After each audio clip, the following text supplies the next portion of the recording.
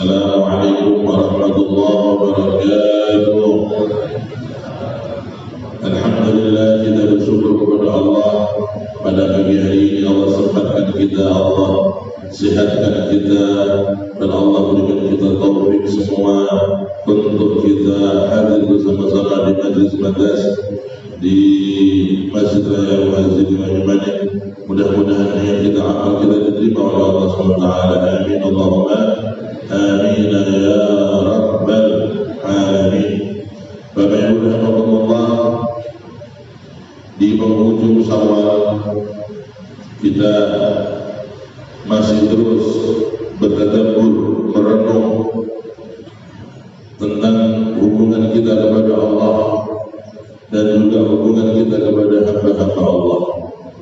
Karena manusia dimanapun dia hidup, kapanpun dia hidup, pasti di dalam dua kitaran yang besar ini, hablum minallah dan hablum minan nas. Manusia ada tiga macam. Ada manusia kepada Allah dia baik, dan kepada manusia kepada Allah dia baik, dan kepada manusia kepada makhluk dia baik. Ini adalah manusia yang the best. Ini adalah manusia yang sempurna, paripurna. Dialah yang disebut dengan al-insanul kamil, atau dalam bahasa yang lebih sederhana disebut hamba yang saleh. Hamba yang saleh, orang yang saleh, yaitu orang yang dia vertikal kepada Allah baik, horizontal kepada makhluk-makhluk Allah dia baik, menjalankan tugas-tugasnya kepada Allah dengan baik, menjalankan tugas-tugasnya kepada makhluk-makhluk Allah dengan baik, memenuhi hak-hak Allah dengan benar, dan memenuhi hak-hak hamba Allah dengan benar. Inilah orang yang disebut orang saleh. Orang saleh bisa disebut juga al-insanul kamil, manusia yang paripurna. Yang kedua, ada manusia kepada Allah dia baik, ibadah baik, kepada Allah dia hubungannya baik, tapi dia hubungannya kepada hamba Allah kurang baik atau tidak baik. Ini macam kedua. Tentunya ini adalah orang yang tidak bisa disebut sebagai manusia yang saleh, karena memenuhi hak-hak manusia, hak-hak hamba Allah itu juga termasuk kewajiban. Ada kewajiban kita kepada istri, kewajiban kita kepada suami, kewajiban kepada orang tua, kewajiban kita kepada anak, kewajiban kita kepada tetangga, kewajiban kita kepada teman bisnis. Semua ini punya hak-hak yang harus kita penuhi. Orang yang kedua ini, dia kepada Allah baik, kepada Allah ibadahnya bagus, sayang, kepada hamba Allah dia tidak bagus. Yang ketiga adalah orang yang sebaliknya, dia kepada Allah baik, sosial, kepada manusia dia baik, sosialnya tinggi, dia kepada masyarakat baik, kepada makhluk Allah, kepada binatang-binatang dia penyayang, kepada makhluk Allah yang lain dia penyayang, perhatian, tapi sayang, dia kepada Allah hubungannya tidak baik, sholatnya tidak baik, ibadahnya tidak baik. Ini juga orang yang kurang, tidak bisa disebut sebagai manusia yang paripurna. Ayo teman-teman, marilah kita di dalam ajang perlombaan hidup ini kita menjadi manusia yang paripurna, manusia yang sempurna, yaitu yang memenuhi kewajiban kepada Allah dengan baik, juga memenuhi kewajiban kepada makhluk Allah dengan baik. Hablum minallah vertikal, kita usahakan. Hablum minan nas horizontal, kita usahakan.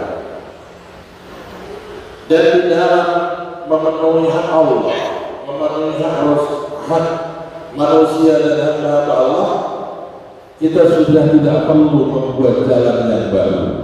Kita tidak perlu menjadi orang yang sibuk membuat cara yang baru. Tinggal mengikuti saja jalannya orang-orang yang terdahulu, jalannya orang-orang yang telah mendahului kita, guru-guru kita, orang-orang saleh, para ulama-ulama sebelum kita, orang-orang saleh. Mereka yang telah menjalani jalan itu dan telah sukses menjadi hamba-hamba Allah yang saleh, telah sukses menjadi hamba-hamba Allah yang berhasil sebagai predikat manusia sempurna, manusia paripurna. Dan mereka itu terus mengikuti guru-guru yang sebelumnya, dan pada akhirnya semua umat ini mengikuti manusia yang paling sempurna, An-Nabiyul Akram Al-Habibul A'zam Sayyidina wa Maulana Muhammad sallallahu alaihi wasallam. Karena itulah Allah SWT mempromosikan Nabi Rasul sebagai teladan yang baik. Laqad kana lakum fi Rasulillahi uswatun hasanatun liman kana yarjullaha wal yawmal akhir wa dzakara Allaha katsira. Sesungguhnya di dalam kepribadian Rasulullah terdapat contoh yang indah, contoh yang menarik, contoh yang baik. Ikuti Rasulullah, maka kita akan sampai kepada Allah. Uswatun hasanah. Saudara-saudara, Kanjeng Rasulullah sallallahu alaihi wasallam di dalam memenuhi hak Allah sempurna, di dalam memenuhi hak manusia sempurna, di dalam memenuhi hak makhluk-makhluk Allah yang lain berupa binatang sempurna, bahkan kepada alam. Rasulullah kepada pepohonan memenuhi hak-hak mereka, kepada batu-batuan Rasulullah memenuhi hak mereka. Itulah keteladanan yang sempurna dari beliau untuk kita semua. Di dalam ibadah hablum minallah, tidak ada yang lebih penting daripada menguatkan iman dan menjaga iman dari segala hal yang menggoyahnya, segala hal yang merusaknya. Iman dijaga sepanjang hidup sampai kita meninggal dunia membawa iman tersebut. Keyakinan kepada Allah, bertauhid kepada Allah, tidak menyembah kecuali Allah, tidak menjadikan sandaran kecuali Allah, tidak menjadikan tempat untuk berserah diri kecuali Allah, tidak menjadikan siapapun menjadi penentu nasibnya kecuali Allah. Inilah iman. Dan amalan iman ini amalan yang paling dicintai Allah. Amalan iman ini amalan yang paling mendekatkan kepada Allah. Dari amalan hati, amalan yang selalu pandang oleh iman kita kepada Allah. Jangan sekali-kali kita menduakan Allah, jangan sekali-kali kita menyekutukan Allah, karena itu adalah kejahatan yang paling besar. Sebagaimana nasihat Sayyidina Luqman kepada putranya, wa idh qala Luqman libnihi wa huwa ya'iduhu ya bunayya la tusyrik billah inna syirka la dzulmun 'adzim.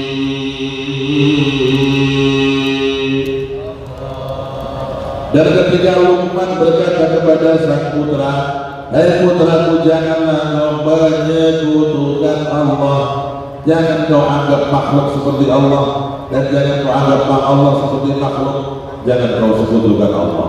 Sesungguhnya menyekutukan Allah adalah kezaliman yang besar, kezaliman yang dahsyat. Na'udzubillah. Allah tidak mengampuni dosa seorang hamba yang mati meninggalkan dunia ini masih membawa dosa syirik.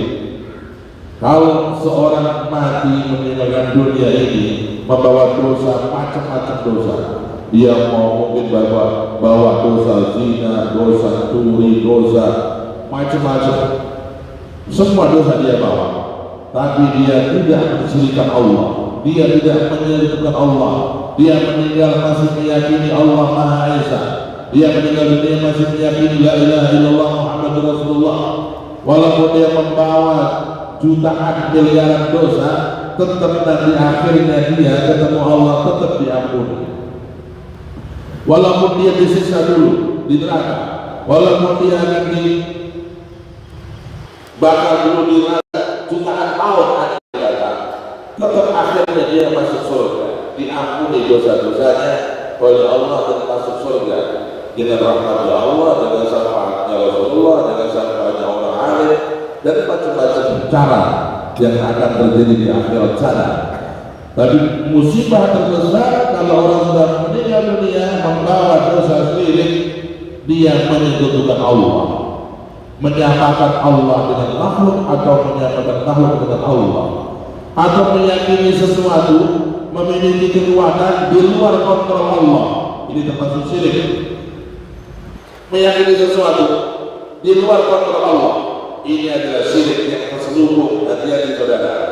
Kalau kita meyakini ada dukun, dia punya kekuatan di luar kontrol Allah, di luar takdir Allah, kita berlaku syirik. Nauzubillah. Dukun tidak akan bisa berbuat kecuali dengan izin Allah. Penyihir tidak akan bisa berbuat kecuali dengan izin Allah. Siapapun dokter tidak akan bisa bermanfaat, tidak akan bisa berguna untuk penyakit kita kecuali dengan izin Allah. Mereka itu hanya dijadikan sebab, asbab saja. Hakikatnya pelaku adalah Allah. Hakikatnya yang mentakdir adalah Allah. Engkau sembuh, engkau sakit adalah Allah.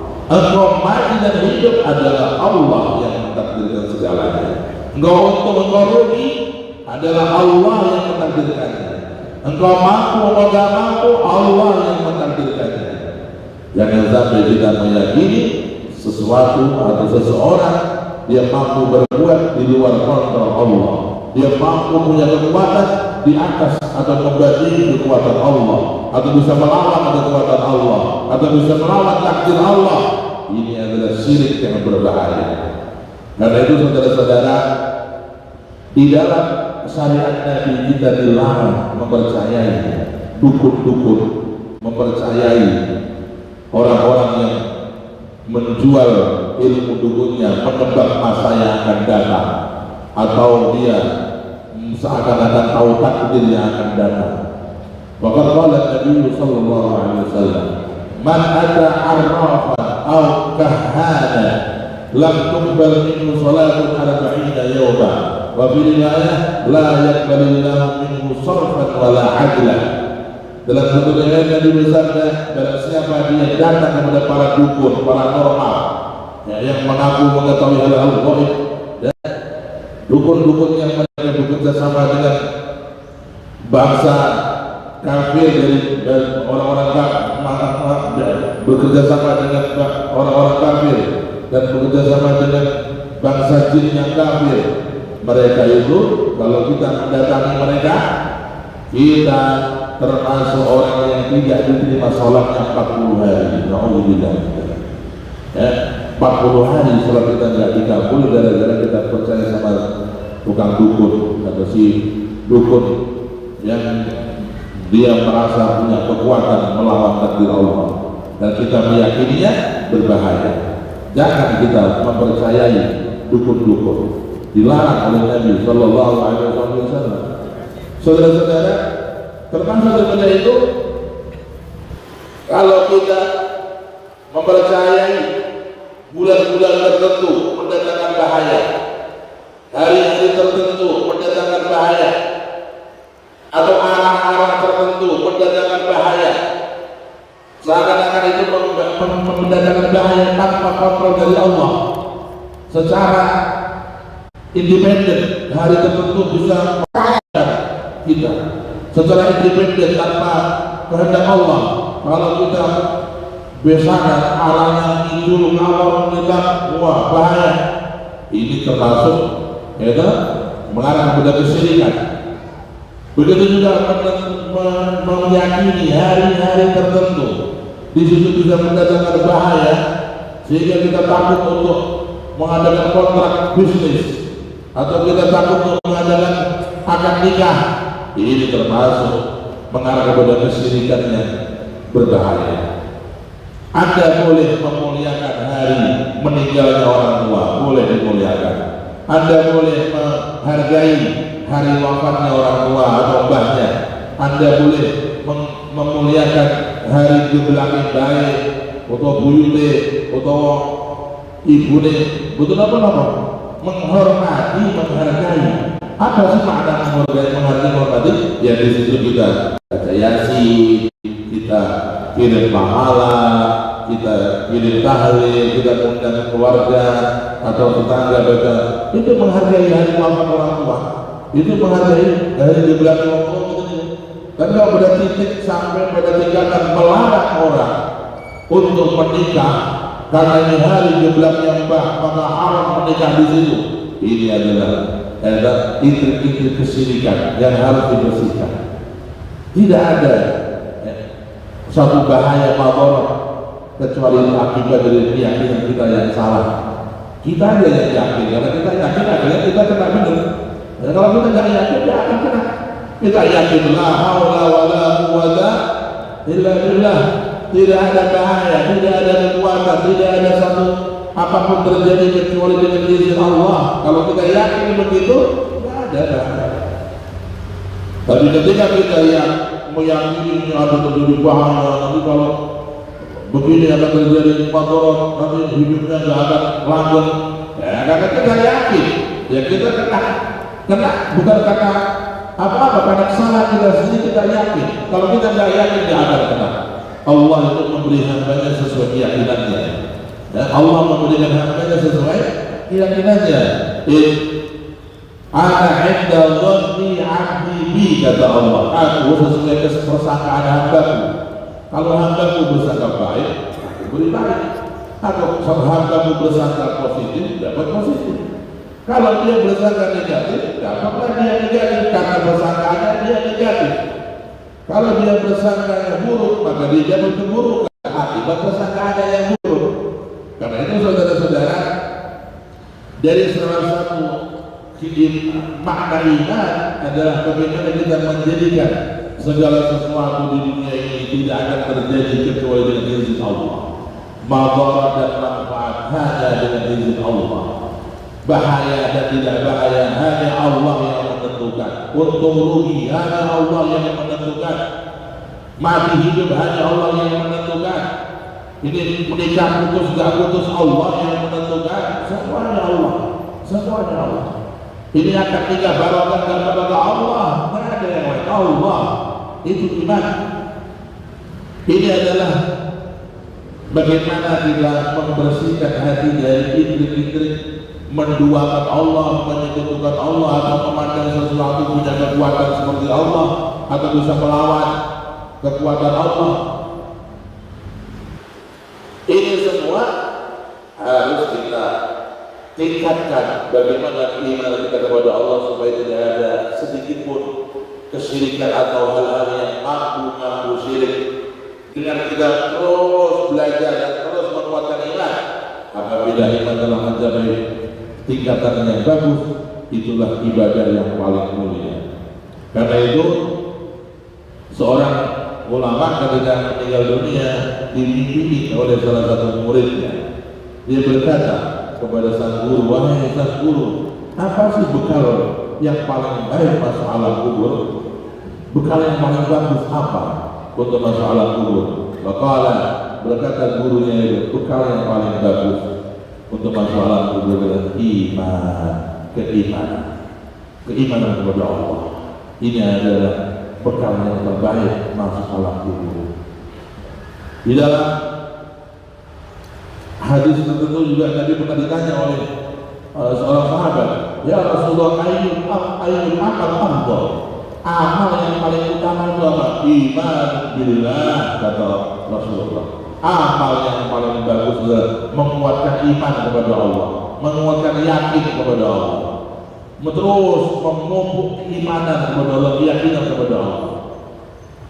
Apalagi di zaman yang serba modern, zaman yang di saat ini banyak orang menuhankan materi, zaman di mana orang sekarang ini menuhankan atau menjadikan nasibnya tergantung kepada materi-materi. Maka iman dan penguatan iman adalah termasuk mujahadah yang paling besar. Karena banyak orang dia kalau sudah kehilangan kerjaan, dia seakan-akan kehilangan kehidupannya dia. Dia lupa ada Allah, ada Allah. Ada orang menyandarkan nasibnya kepada suami atau istri. Kalau udah ada apa saja yang suaminya ngomong, yang istrinya ngomong, dia tak adil. Karena dia takut kalau kehilangan istrinya atau kehilangan suaminya, nanti dia makan apa? Walaupun istrinya ngajak maksiat, dia turutin. Bahkan suaminya ngajak dosa, dia turutin karena dia takut. Kalau dia kehilangan suaminya atau kehilangan istrinya ini, dia nggak bisa makan. Ini termasuk kelemahan iman. Ini adalah kelemahan daripada keyakinan. Kita seorang istri umpamanya wajib mentaati suaminya selama tidak mengajak kepada dosa. La ta'ata li makhluqin fi ma'siyatil khaliq. Tidak ada wajib taat kepada makhluk kalau perintahnya merupakan haram. Istri diajak suami untuk ngaji, ikut. Diajak untuk amal soleh, ikut. Diajak untuk yang baik-baik, ikut. Ikut. Istri amal yang paling afdal adalah mentaati suaminya selama perintahnya tidak merupakan dosa. Kalau suami sudah perintah dosa, nggak ada wajib taat. Banyak istri ini sekarang pada halal bihalal, reuni sekolah ini tahun angkatan tahun ini, nanti kita akan ketemu sama teman-teman. Nanti kamu udah boleh duduk ya, karena kebanyakan teman-teman ini nggak boleh duduk. Nah, ini perintah salah atau salah? Salah atau salah? Salah, jangan diikuti. Suami sudah perintah yang salah, maka istri tidak wajib diikuti. Ini nanti ada resepsi, di situ nanti ada joget-joget. Ya, kamu sama saya joget. Kalau istrinya diajak joget sama suaminya, ditonton orang banyak. Nah, istri tidak wajib taat, karena itu satu hal yang haram. Jadi kalau suami perintah yang baik, istri wajib taat. Tapi kalau suami perintah yang tidak baik, yang haram, istri wajib menolak. Jangan sampai gara-gara mencintai suami yang salah, takut nanti kalau suaminya pergi atau suaminya marah atau suaminya menceraikan dia mengikuti perintah suami walaupun merupakan dosa. Ini adalah kesalahan. Kesalahan. Istri gak boleh taat kalau suami perintah yang haram. Selama perintahnya baik, maka istri boleh, maka istri wajib mengikuti. Ada di sini pembahasan menarik, ya kadang-kadang ini juga penting untuk dikaji. Kalau istri dengan suami sama-sama baik, tapi terjadi diskusi dalam satu hal khilaf ulama. Istri bilang, saya ini meyakini kunut nggak sunnah. Suaminya mengikuti pendapat kunut subuh sunnah. Gimana? Apakah istri wajib mengikuti suami ataukah dia boleh berpendapat pada pendapatnya? Ya, di sini ada dua pendapat, tapi pendapat jumhur ulama sebaiknya seorang istri di dalam masalah khilaf dia tetap ikut suami. Karena dengan dia mengikuti suami, dia membahagiakan suaminya, dan amal dia membahagiakan suami itu adalah amal yang terbaik di sisi Allah Ta'ala. Mungkin dia awalnya berangkat dari keluarga yang tidak kunut, terus dia dapat suami kunut, ya sudah ikuti suaminya kunut. Dibalik ada seorang perempuan dari berangkat dari keluarga yang kunut, tahu-tahu suaminya betul-betul ya sudah istri, ya dia tidak usah kunut, ikuti suami. Karena ini dalam masalah khilafiyah sama-sama baik. Suami biasanya terawih 23, istrinya biasa terawih 11. Ya, awalnya sebelum nikah, setelah nikah belum. Pas ta'aruf orang takut, pas kenal gak terawih ini lama gak takut. Loh, ternyata suaminya 23, dia 11. Istri sebaiknya mengikuti suami, gak wajib tapi sebaiknya, lebih bagus, lebih aman. Atau istrinya biasanya terawih 23, suaminya ternyata 11. Wah, malah enak lebih skor ini. Ya, istri sebaiknya ikut suami. Ya, tidak ada amal untuk seorang perempuan, ya, seorang istri melebihi amal membahagiakan suami. Ingat dengan baik, catat dengan baik, ya, amal terbaik seorang perempuan membahagiakan suami, ya, dan melayani suami dengan yang terbaik. Ini dari Nabi, Allahumma sholli ala Muhammad. Datang seorang perempuan namanya Fatimah, dia berkata, ya Rasulullah, saya ini delegasi kaum wanita, saya ini utusan kaum wanita. Panjenengan selalu didirikan oleh kaum laki-laki, banyak sahabat datang, banyak tamu. Perempuan-perempuan ini punya pertanyaan yang penting, ya Rasulullah. Saya ketika si perempuan tadi menyampaikan niat, ya Rasulullah berkata, silakan bertanya wahai perempuan, wahai hamba Allah. Ya Rasulullah, laki-laki kaum mukminin mereka sholat di masjid jamaah, kita sholat di rumah.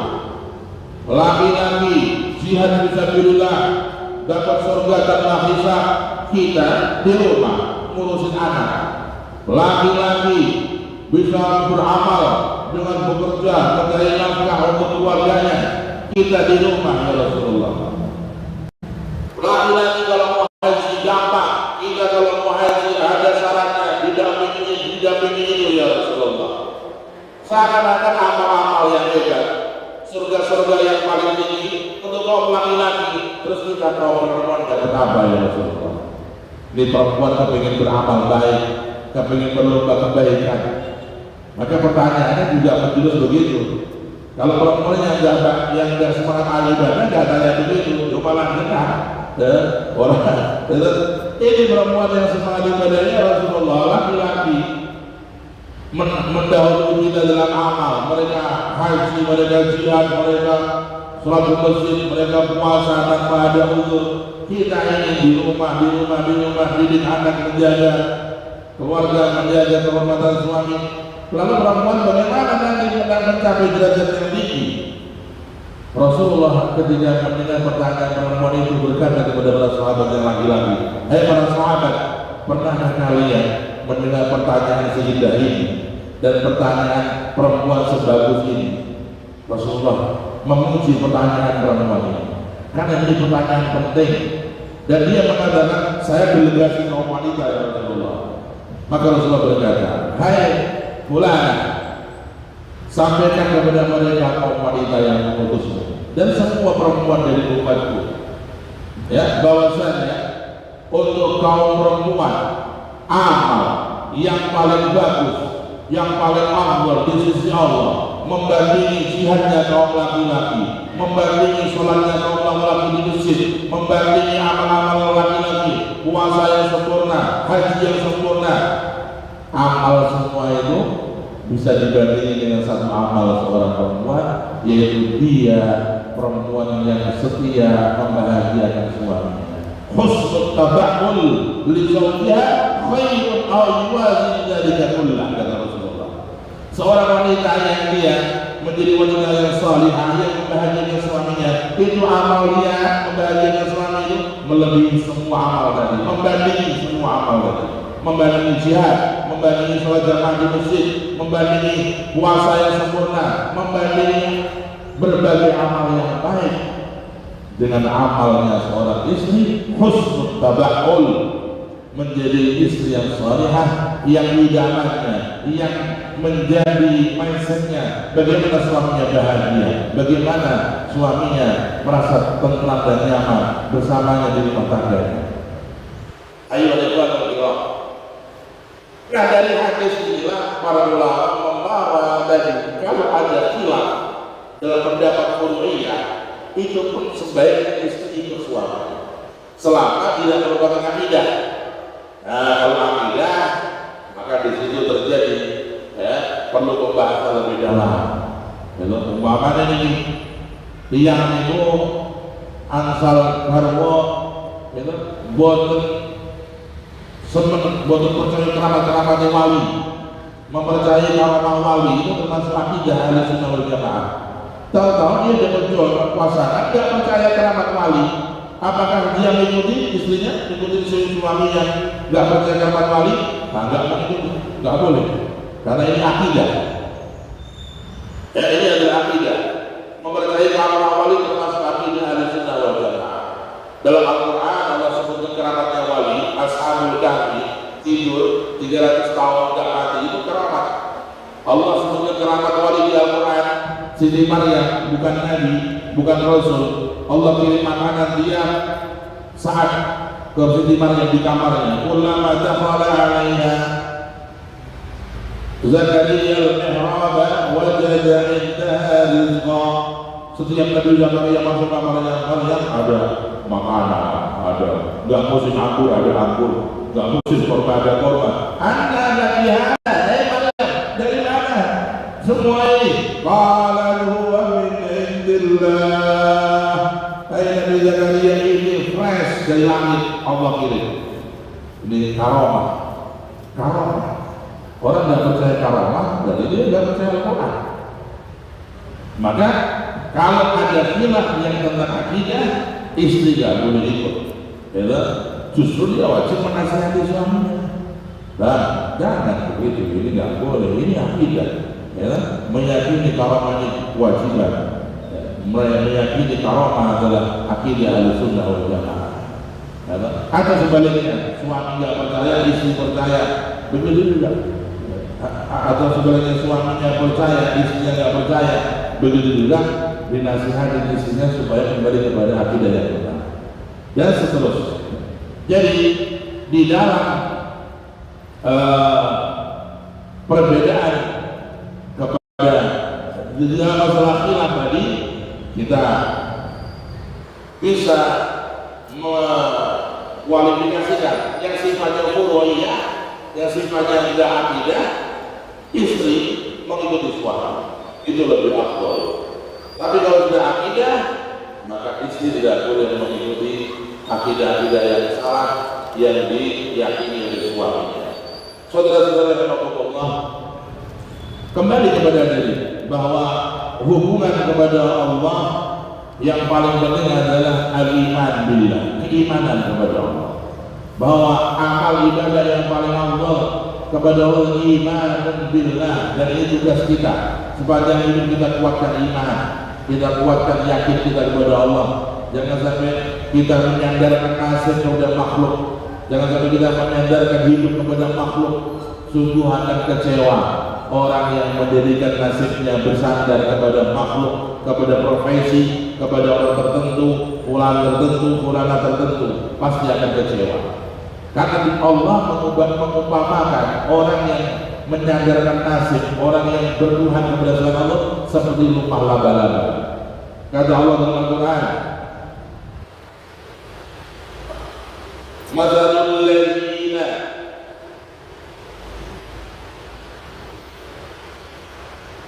yang kabur. Allah berkata dalam Al-Quran, Mathalul ladzina takhadhu min dunillahi awliya'a kamathali al-ankabut wa inna awhanal buyuti la baytul ankabut. Perumpamaan orang yang dia bersandar kepada selain Allah, nasibnya bersandar kepada profesinya, nasibnya bersandar kepada bosnya, nasibnya bersandar kepada selain Allah, itu seperti rumah laba-laba, kata Allah. Kamathali al-ankabut, seperti laba-laba yang dia bikin rumah. Dan sesungguhnya rumah yang paling lemah adalah rumah laba-laba. Rumah laba-laba, jangankan dengan senjata tajam, dengan angin kita tiup sudah rusak rumah laba-laba. Allah mentamsil yang berkeyakinan kepada selain Allah seperti rumah laba-laba. Orang yang menyandarkan nasib selain Allah seperti rumah laba-laba, sangat lemah, sangat rapuh, sangat zigzag. Dia tidak akan bisa tenang. Tapi orang yang tenang adalah yang bersandar kepada Allah yang Maha Besar. Orang yang tenang adalah orang yang yakin kepada Allah yang Maha Agung dan Maha Segalanya.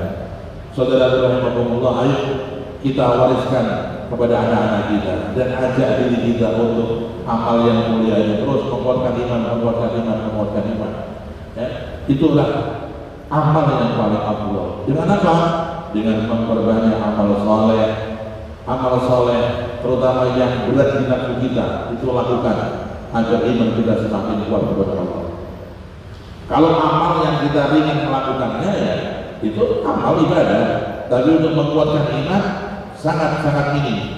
Justru yang paling bisa cepat menguatkan iman adalah mengamalkan amalan yang nafsu kita berat. Amal yang paling berat dalam nafsu kita, itulah yang paling menguatkan iman, yang paling afdal di sisi Allah. Seorang kiai, seorang ustaz, amal yang paling berat adalah mengajar karena Allah, ikhlas lillahi ta'ala, berdakwah karena Allah lillahi ta'ala, tidak mengharap apapun dari manusia. Qul la as'alukum alaihi ajran illa al-mawaddah wa ma as'alukum alaihi min ajrin in ajriya illa 'ala Allah rabbil alamin. Sebagaimana nabi-nabi itu punya semboyan, aku tidak mengharap apapun dari dakwahku, dari mengajarku, kecuali aku mengharap ridhonya Allah Subhanahu wa ta'ala. Tak ada upah yang ingin ku harapkan, tak ada budget amplop yang aku patokkan, semuanya karena Allah lillahi ta'ala. Ini amal yang paling berat untuk orang-orang ahli ilmu, orang-orang yang ustaz, kiai, berdakwah karena Allah, mengajar karena Allah. Karena ini banyak orang jadi wali-wali Allah di kampung-kampung. Karena kampung-kampung itu kiai-kiai, ya mereka lebih ikhlas, lebih tulus. Banyak wali-wali Allah diangkat jadi wali Allah di desa-desa pedalaman karena mereka tidak terkontaminasi. Ya dan nongol tadi dia kadang-kadang harus masuk angin, ya rodo masuk angin sini-sini. Jadi orang ini lah, ini macam-macam. Tapi amal yang paling berat di nafsu bagi seorang orang alim, mengajar karena Allah, menyebarkan ilmu karena Allah, ikhlas lillahi ta'ala. Orang yang kaya, amal yang paling afdal buat dia ada yang paling berat di nafsunya, apa itu? Banyak sedekah. Wong sugih tahajud enteng, ya wong sugih salat duha enteng, malah niatnya junabah sugih, ya tapi nek dia itu orang yang diberi Allah harta, dia paling berat adalah mengeluarkan harta, dia lawan, ya dia keluarkan karena Allah. Itulah yang menguatkan iman dia, akan diganti oleh Allah dengan sehingga dia betul-betul yakin, ya yakin.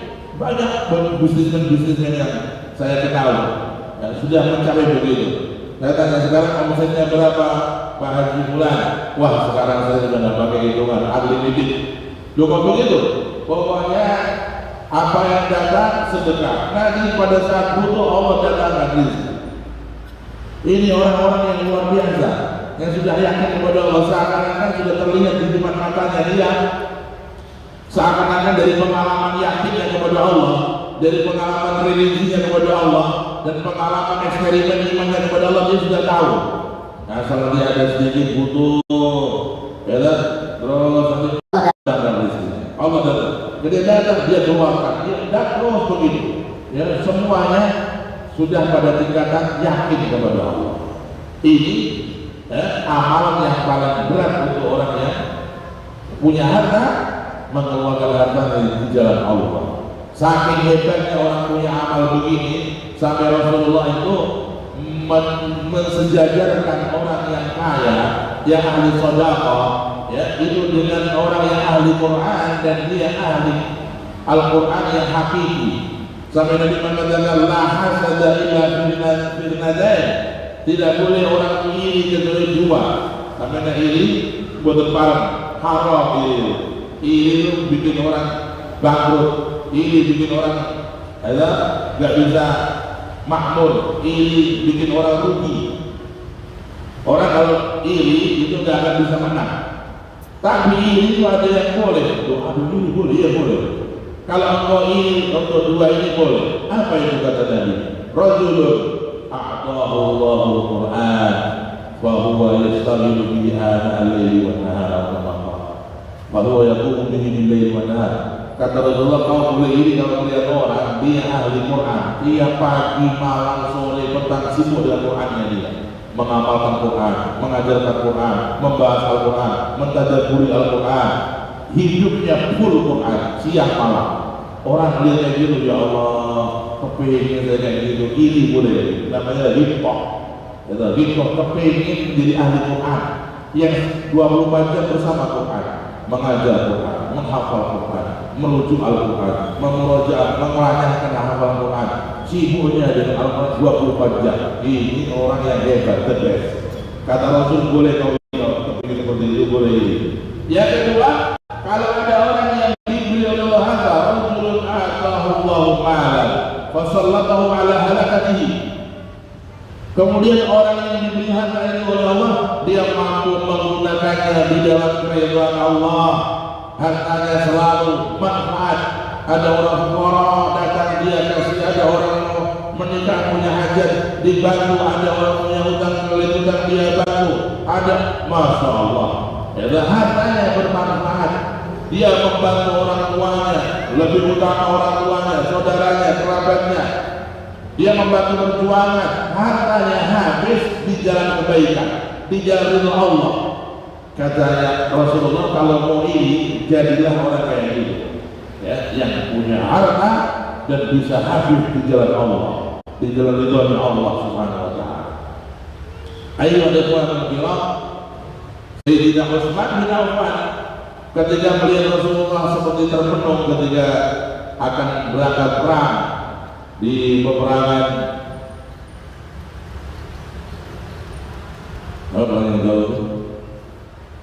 perang Tabuk, ya kan? Beliau akan berangkat perang Tabuk. Rasulullah duduk, datang ke situ, ya Rasulullah, jenengan kata saya mikir, kata saya mikir, tidak lagi mikir, Rasulullah mikir itu. Besok mau berangkat perang, kita masih kurang, punya kekurangan kuda untuk pasukan kita. Kita perang jauh tempatnya, kita butuh kuda. Saya tidak harus bilang, ya Rasulullah, jenengan butuh kuda berapa? Ya, kita butuh kuda 500. Apa kata Rasulullah? Ya Rasulullah, jangan jauh usah mikir, saya yang datang. 500 kuda saya datang. Ya, didapatkan oleh Sayyidina Utsman sedekah atau wakaf atau sedekah kuda 500. Rasulullah saking girangnya, saking senangnya, saking bahagianya, sampai beliau berkata, wallahi ma dharra Utsman ma amila ba'da al-yawm. Ya, demi Allah, Utsman mulai hari ini mau berbuat apa saja terserah dia. Aku jamin di surga buat Utsman bin Affan. Masya Allah, saya dilakukan mampu membeli surga. Surga dari lesan Nabi menjamin surga kepada Utsman. Tapi sedekahnya memang gak kecil-kecilan, 500 kuda. Ya, terus di saat-saat sulit, di saat-saat sulit, ketika akan perang Tabuk, Sayyidina Utsman membeli kuda untuk Rasulullah Sallallahu Alaihi Wasallam. Nah, orang-orang kayak gini kita mau ini boleh, kepingin kayak gitu, ya Allah. Kalau kepingin harusnya, ya Allah, Wong Supir tapi lomone luar biasa, untuk kebaikan, untuk perjuangan Islam. Nah ini, ya, sampai orang yang semacam itu ditangsirkan satu sejajar, itu dengan orang ahli Quran. Ayo, kenapa? Karena orang yang berharta itu dia paling berat adalah amal mengelola hartanya karena Allah. Begitu juga seseorang yang dia pejabat, amal yang paling afdal dari seorang pejabat apa? Bersikap jujur dan adil. Pejabat kalau sholat tahajud nggak usah heran kita, ya kan? Pejabat kalau dia itu senang memutuskan sholat jamaah, ya lumayan, tapi bukan the best. Pejabat, amal yang paling afdal seorang pejabat adalah sikap keadilannya, adalah sikap kejujurannya. Itu amal yang paling mulia. Maka kata Nabi, seorang pejabat yang jujur, yang adil, satu hari itu bernilai ibadah 60 tahun. Sampai dari wali kota, jadi kepala bagian tertentu atau mungkin kepala suatu instansi tertentu, jadi akan ada kesempatan untuk korupsi, na'udzubillah, ada kesempatan untuk memanipulasi, tapi tidak takut kepada Allah. Anda sadar di pandang Allah dan Anda putuskan sesuai regulasi, sesuai hukum yang ada. Karena takut kepada Allah, jangan tidak mau memanipulasi, tidak mau makar, dan tidak mau tidak jujur, dan tidak mau korupsi, dan Anda bersikap adil. Itu satu hari melebihi ibadah 60 tahun. Orang wong ibadah sholat tidak tahu, itu kalah ganjarnya kalau saya kena wali kota, saya larang di Semarang tempat perjudian dan minuman keras, top itu lebih afdal dari ibadah 60 tahun. Ini ibadah yang para dekat pejabat. Ya, kalau pejabat banyak sholat, banyak sedekah, gampang itu. Apalagi sedekah pakai ada uang anggaran kok. Itu sedekah. Tapi yang namanya orang yang ibadah yang paling afdal bagi seorang pejabat kalau dia bersikap adil dan jujur, amanah. Itu seorang istri ibadah yang paling afdal taat suami, selama dalam keridhaan Allah SWT. Ya. Begitu juga ibadah seorang anak berbakti kepada orang tua yang paling afdal bagi dia. Begitu juga seorang karyawan, termasuk ibadah yang paling afdal dia bersikap amanah kepada majikannya di dalam pekerjaan-pekerjaan yang diamanahkan kepadanya, dan seterusnya. Segala sesuatu yang ibadah itu berat di nafsu kita, itulah yang paling afdal, yang paling bisa menguatkan iman kita, saudara-saudara. Karena itu, ya, mari kita berlomba di dalam amal-amal kebaikan, ya, di dalam menguatkan hablum minallah. Dengan Allah kita kuatkan dengan berbagai amal soleh. Begitu juga kita membenahi terus amal yang berhubungan dengan manusia, hablum minan nas. Ya, karena ini adalah ajang untuk berbuat yang baik, beramal soleh. Ini adalah perlombaan. Hidup ini perlombaan untuk meraih siapa nanti menjadi pemenang ketika ketemu Allah. Wasabiquna sabiqun ulaika lahum muqarrabun. Orang-orang yang kelas utama amalnya, orang-orang yang kelas the best ibadahnya, itulah mereka yang menjadi kaum terkenal. Orang-orang yang surga yang paling tinggi, paling indah, paling lezat, paling nikmat, yang masuk surga tanpa dihisab, tanpa ada siksa neraka. Ini adalah as-sabiqunul awwalun. Kalau kita nggak bisa menjadi as-sabiqunul awwalun, maka minim-minim ashabul yamin. Jadilah kita kelompok ashabul yamin. Wa ashabul yamin ma ashabul yamin. Ya, kelompok ashabul yamin. Al-Quran dikatakan fasalamun laka min ashabil yamin. Selamat, selamat. Engkau hebat.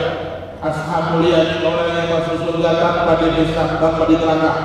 Orang yang masuk surga, ashabul yamin, orang yang masuk surga tanpa neraka, walaupun dihisab, dia tanpa neraka, enggak disiksa neraka, di neraka. Ashabul yamin. Tapi tingkatannya di bawahnya al-muqarrabin, di bawahnya as-sabiqin. Lumayan, nggak kena siksa neraka. Dan ini nggak butuh Allah, nggak butuh orang yang suci dari dosa. Kata Imam Ghazali dalam kitabnya Ulumuddin, orang yang masuk surga tanpa disiksa neraka itu bukan syaratnya orang yang punya dosa, cukup pahalanya melebihi dosanya. Kalau dengan suap Allah, duit dosa 40%, ibadahnya sudah persen, cukup. Anda masuk surga tanpa disiksa neraka.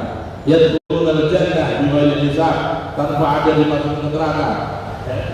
Ya dihisab, tapi dihisab dengan ringan, hisaban yasira. Ya, diringankan oleh Allah penghitungannya, digampangkan.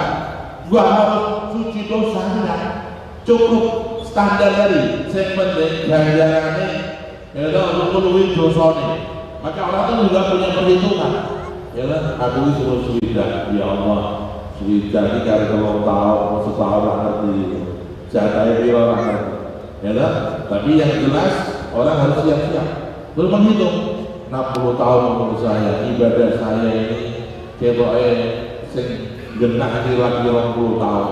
berarti si 40 tahun lanjut dakwah ini harus siap-siap banyak istighfar, banyak sholawat, banyak amal soleh di akhir umur. Ya, tapi orang yang dia biasanya di dunia dia mawas diri, dia ngati-ngati, dia punya perhitungan, maka di akhiratnya dia selamat. Orang yang di dunia juga banyak kecil tentang akhirat, biasanya di akhirat dia selamat. Allah menceritakan ahli surga ketika mereka sudah masuk surga, mereka menikmati surga, mereka sedang asik-asik di surga, mereka diskusi di antara mereka. Wa aqbala ba'dhum 'ala ba'din yatasaalun. Qalu inna kunna qablu bi ahlina muslimin. Famanna Allahu 'alaina wa waqana 'adzab as-samum. Inna kunna min qablu nad'uhu innahu huwal barrur rahim. Ahli surga ketika udah masuk ke surga mereka ada yang nyeletuk sama temannya, "Hei kawan, alhamdulillah Allah kasih anugerah kita masuk surga. Dahulu kita di dunia sering ketar-ketir ya bikin akhirat, kita sering nangis bikin nasib di akhirat. Ternyata Allah itu Maha Penyayang, kita diselamatkan dan kita masuk surga." Jadi wong nang surga itu biasanya wong sing nang dunia itu ketar-ketir, ya Allah akhirat saya gimana ya Allah. Dia mikir di akhirat itu ya betul-betul, dia mikirkan akhirat itu dengan serius. Ya, jangan sampai dia mengamalkan suatu amalan yang bisa menjerumuskan ke neraka. Kalau dia terjatuh segera dia taubat minta ampun kepada Allah Ta'ala. Ini orang kayak gini biasanya di ahli surga. Seperti tadi rekaman Allah, nanti di surga orang pada menceritakan keadaan hati mereka. Ada yang curhat, aku di sini dunia ya Allah, aku khawatir terus aku dunia masalah akhirat, masalah rokok, masalah wudhu, ternyata Allah beri kita kebaikan dan karunia. Inna kunna min qablu nad'uhu. Itu ternyata Allah itu Maha baik, kita dimasukkan ke dalam surga.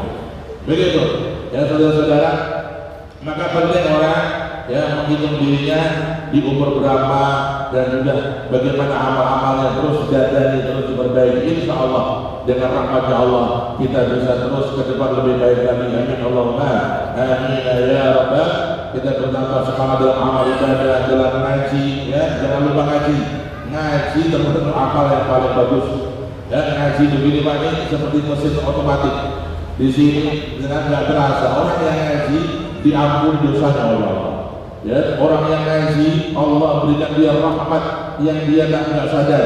Dengan rahmat itu dia bisa dapat husnul khotimah. Ya, orang yang ngaji dan tanpa dia sadari itu mesin otomatis hajat jadi gampang dengan berkah ngaji. Senang ngaji, senang cari ilmu untuk diamalkan untuk bekal akhirat. Niat yang benar, ya Allah saya mau ngaji, mau paham agama, saya mau cari bekal akhirat. Kalau niat yang benar, ini di otomatis mesin otomatis yang paling dahsyat. Semuanya beres, dosa diampuni, hajat terkabulkan, orang sakit sembuh, dan macam-macam semuanya beres. Sampai kenakalan anak-anak itu bisa jadi baik, anak-anaknya berkah orang tua yang senang ngaji. Ya tapi ngaji yang benar, ngaji yang serius, ngaji yang semangat. Ya karena cinta, karena mahabbah, karena ridhonya Allah Subhanahu wa Ta'ala. Insyaallah dengan ngaji Allah berikan kita ampunan. Ya dengan berkat ngaji Allah berikan anak kita anak-anak yang saleh. Jadikan mereka anak yang saleh ya Allah. Ya Rahman yang membahagiakan kami dunia akhirat. Dengan berkat ngaji Allah berikan kami kemudahan semua urusan ya Allah. Urusan dunia ukhrawi ya Allah.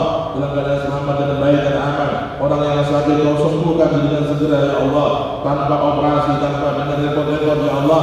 Dengan berkatnya ngaji ini adalah memudahkan semua hajat kami untuk menggapai ridho-Mu ya Rahman ini, dan tambahkan kami semua ilmu yang manfaat, ilmu yang menjadikan kami dekat denganmu, bukan ilmu yang menjauhkan kami darimu ya Allah. Dan berikan kekuatan lagi kebahagiaan, ketenangan, kedamaian, kecocokan di rumah tangga kami, anak-anak kami dan anak-anak kami ya Allah.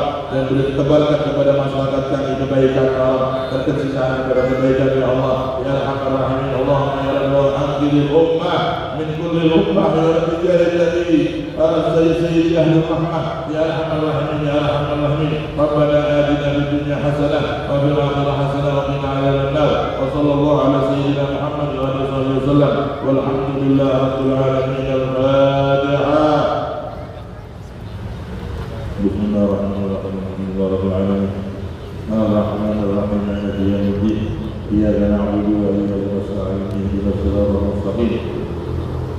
Siratal ladzina an'amta 'alaihim ghairil maghdubi 'alaihim waladdallin.